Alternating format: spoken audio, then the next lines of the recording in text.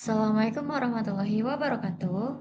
Salam, Om Swastiastu, Namo Buddhaya, dan salam kebajikan untuk kita semua. Perkenalkan, nama saya Resya Nurherawati dengan NPM 241063101026 dari kelas 3C Fakultas Hukum Universitas Singapura Bangsa Karawang, dosen pengampu Pak Ibrahim STMT.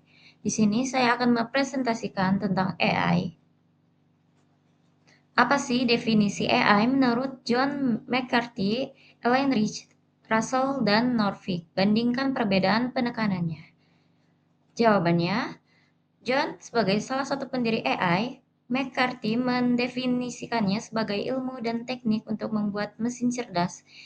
Lalu ia menekankan pada kemampuan mesin untuk meniru aspek-aspek pembelajaran dan kecerdasan manusia. Elaine Rich, seorang peneliti AI, memperluas definisi dengan menyatakan bahwa AI adalah studi tentang bagaimana membuat komputer melakukan hal-hal yang pada saat ini orang lakukan lebih baik. Di sini maksudnya orang itu adalah manusia. Definisi ini mengakui bahwa AI adalah bidang yang terus berkembang, di mana mesin secara bertahap menjadi lebih baik dalam tugas-tugas yang sebelumnya hanya bisa dilakukan oleh manusia. Definisi AI modern, Stuart Russell dan Peter Norvig. Russell dan Norvig, penulis buku teks AI yang berpengaruh, mendefinisikan AI sebagai studi tentang agen-agen yang menerima persepsi dari lingkungan dan melakukan tindakan. Definisi ini mencakup berbagai macam sistem AI, dari robot fisik hingga agen perangkat lunak, dan menekankan pada interaksi antara AI dan lingkungannya. Di sini saya sudah membuatkan tabel perbedaan penekanannya dan fokus dan definisinya. Contohnya, McCarthy lebih berfokus dan berdefinisi dalam ilmu dan rekayasa membangun mesin cerdas. Lalu perbedaan penekanannya, penciptaan sistem cerdas secara umum tidak harus meniru manusia. Rich, fokus dan definisinya, komputer bisa melakukan hal yang dilakukan saat ini manusia lebih baik. Perbedaan penekanannya membandingkan kemampuan komputer dengan manusia. Russell dan Norvig, fokus dan definisinya, agen yang berpersepsi dan bertindak rasional.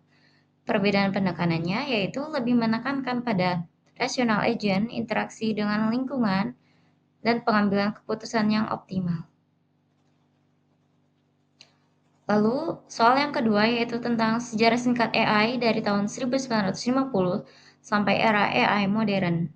Memasuki era 1950-an, muncullah John McCarthy, Marvin Minsky, Herbert Alexander Simon, Alan Newell, dan Edward Elburn Feigenbaum yang mulai merumuskan istilah AI. AI muncul pertama kali pada 1956 di pertemuan di Dartmouth. Kontribusi lainnya yang membawa perkembangan bagi komputer adalah bahasa LISP atau List Processing yang merupakan bahasa pemrograman tingkat tinggi klasik. Lalu ada juga Semantic Network and Frame Expert System serta General Problem Solver. Era 1980-an dikenal juga sebagai Second Wave of AI. Hasil penemuan mutakhir di era ini adalah sebagai berikut. Learning of MLP, Physiologic Genetic Algorithms, Evolutionary Programming, Evolution Strategy, Genetic Program. Lalu memasuki tahun 2000, perkembangan kecerdasan buatan yang ketiga bermula pada era 2000-an saat komputer dan internet sudah ada. Adapun produk-produk perkembangannya meliputi penemuan World Wide Web atau WWW oleh Tim Berners-Lee pada 1989, Internet of Things oleh Kevin Ashton pada 1999, sistem cloud yang dimulai dari tahun 1950 dan terus dikembangkan hingga 1990-an. Munculnya istilah Big Data oleh John R. Massey pada 1998. Deep Learning oleh Geoffrey Hinton pada 2006, Perkembangan AI terbagi menjadi 4 bagian, yakni dimulai dari perkembangan teori, gelombang pertama yang menandai munculnya pemikiran untuk memberikan pengetahuan bagi mesin. Gelombang kedua ketika mesin mulai mengolah data yang dimasukkan, serta gelombang ketiga saat internet ditemukan. Soal yang ketiga yaitu ruang lingkup AI. Secara umum, ruang lingkup AI meliputi pemrosesan pengetahuan atau knowledge representation and reasoning. Dua, bagaimana komputer menyimpan dan menggunakan pengetahuan untuk mengambil keputusan. Tiga, machine learning and deep learning. Empat, membuat sistem belajar dari data dan pengalaman tanpa pemrograman langsung. 5. Natural Language Processing atau NLP. 6. Membuat komputer bisa memahami, mengolah, dan berkomunikasi dengan bahasa manusia. 7. Computer Vision. 8. Kemampuan komputer mengenali dan memahami gambar atau video. 9. Robotics and Expert System. 10. AI diterapkan dalam robot dan sistem pakar untuk membantu pekerjaan manusia.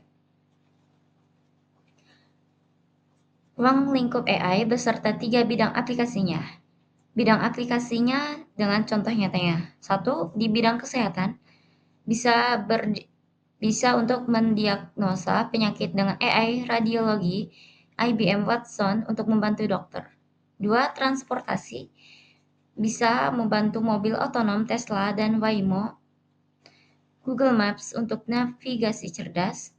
Ketiga, keuangan, bisa untuk mendeteksi penipuan di PayPal, chatbot bank seperti Livin by Mandiri. 4. E-commerce and hiburan, bisa untuk rekomendasi film di Netflix, musik di Spotify, produk di Tokopedia atau Shopee. 5. Di bidang pendidikan, bisa untuk aplikasi belajar adaptif seperti Duolingo, AI Tutor untuk latihan soal otomatis. Contoh penerapan AI dalam kehidupan sehari-hari dan relevansinya. Asisten virtual, contohnya seperti Google Assistant, Siri, dan Alexa. Efisiensi, menghemat waktu dan tenaga, cukup perintah suara untuk mencari informasi atau mengatur jadwal. Kedua, rekomendasi produk dan hiburan, contohnya Shopee, Netflix, dan Spotify. Efisiensi, mempermudahkan manusia untuk menemukan kebutuhan tanpa harus mencari manual, hemat waktu dan energi. Ketiga, navigasi dan transportasi, contohnya Google Maps, Gojek, dan Grab.